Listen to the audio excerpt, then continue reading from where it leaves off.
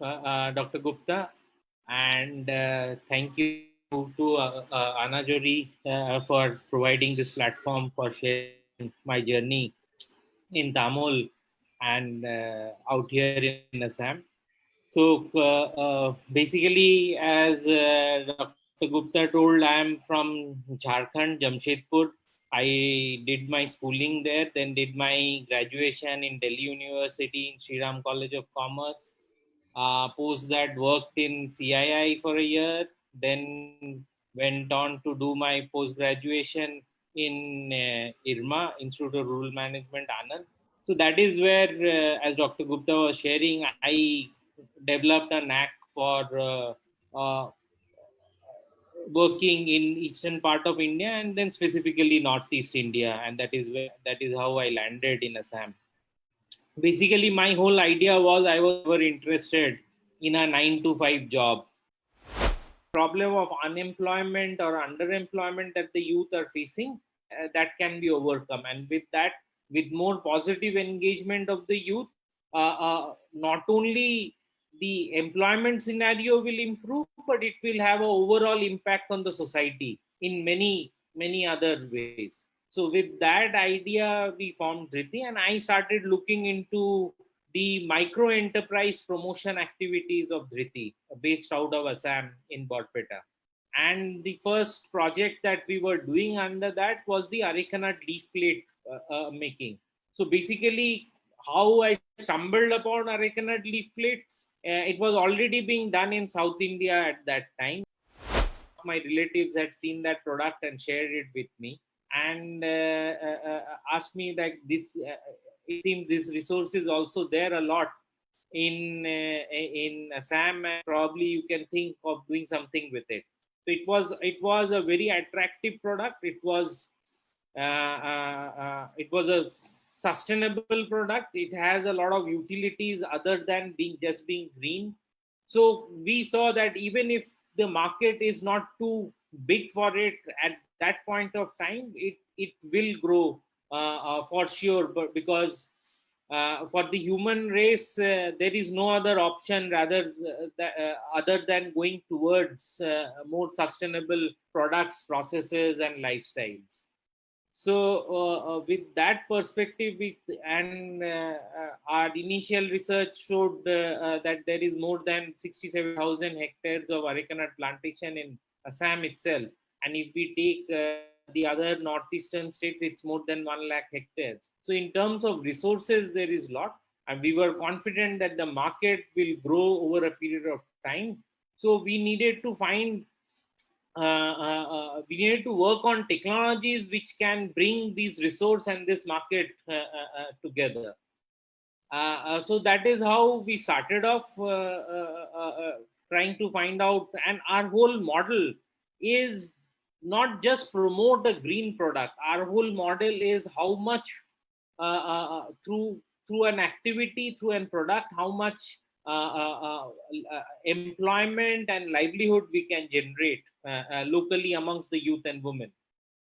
So and there our observation was, in most cases in rural areas, rural communities are only supply of commodity. They are not value adding the products, the commodities have access to, the resources that they have access to. So if we take the value addition to the rural level, to the village level, to the maximum possible, all value addition cannot be done due to problems of infrastructure and other. Yeah. But as to a certain extent, value addition can happen. So that was our idea. If we can promote small micro enterprises producing these plates in the rural areas itself, then a lot more employment can be created in these areas, apart from the collection and supply of the raw material.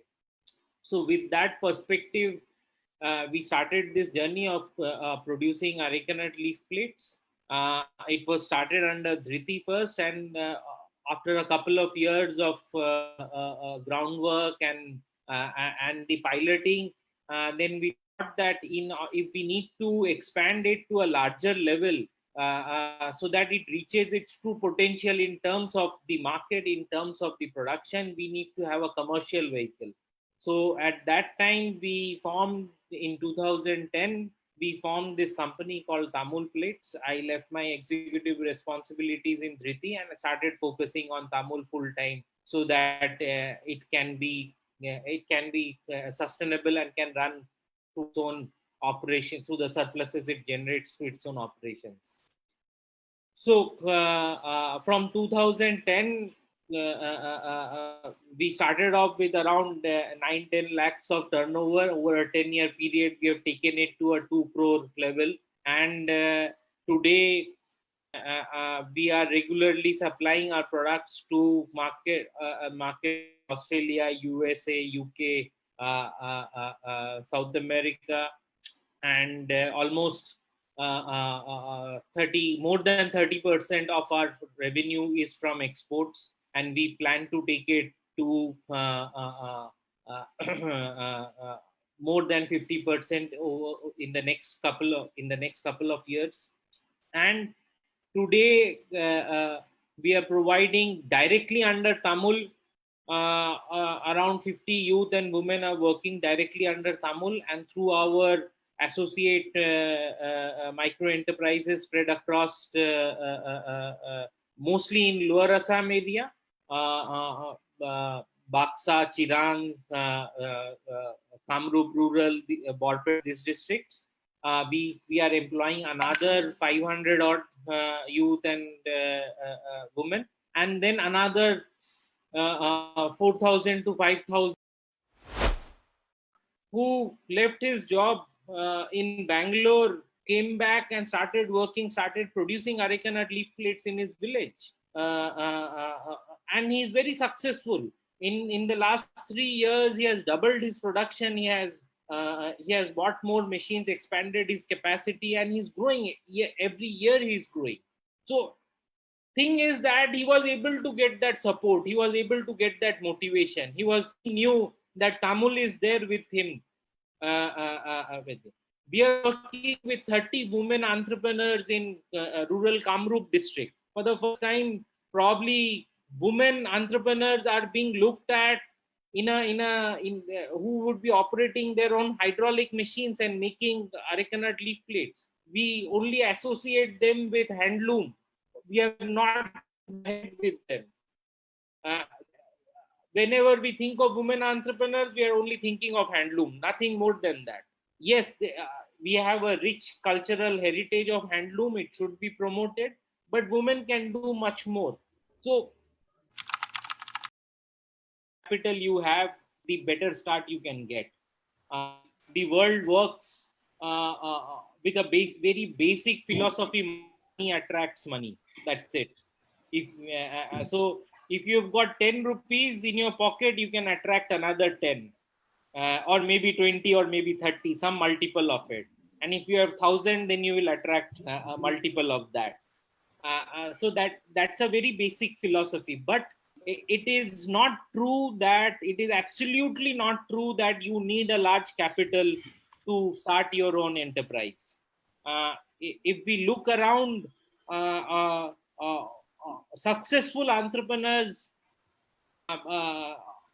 all around us at various levels, at the local level, at the regional, at the national, at the international level, at least 50% of the entrepreneurs started from scratch.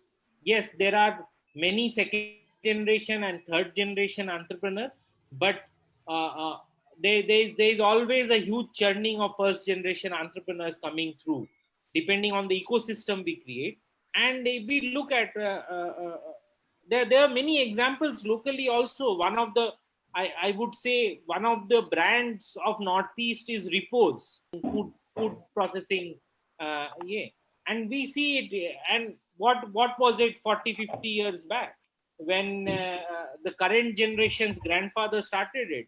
He was a very, very poor man who used to earn money by supplying water. So that was the kind of starting he had. Machine supplier. So we also became a machine supplier. We also supply our machines, and if you want to source it from other locations, we can also share other machine manufacturers, though there are not any in Northeast, but we can share linkages.